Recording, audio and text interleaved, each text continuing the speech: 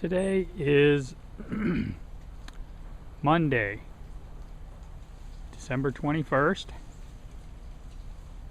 It is the first day of winter. I'm on my lunch break, so I only have a few minutes to make a movie, but I wanted to come out and do an update, show how things are surviving.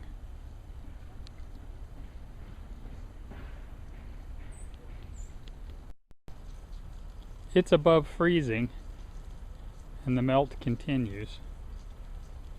You can see that my bok choy survived being buried under ice and snow for 3 days. That is a tough plant.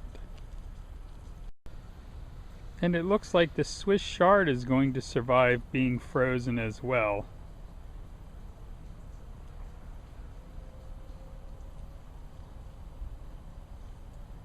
The kale, especially the purple kale, did not fare nearly as well.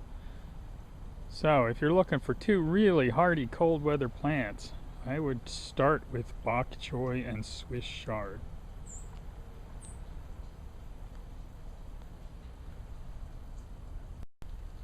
Starting tomorrow, the days will begin getting longer again. I don't fully understand why.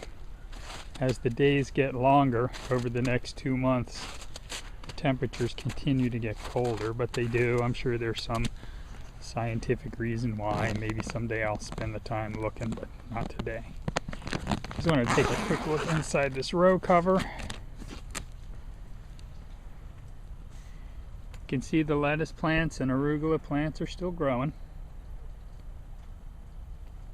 We'll come out next weekend and fertilize them again. I won't have time to make a video between now and Christmas, so to anybody who's watching this, I want to wish you all a very Merry Christmas.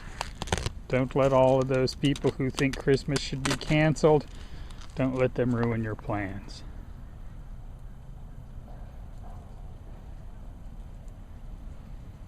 Remember your friends and family, that's the most important thing.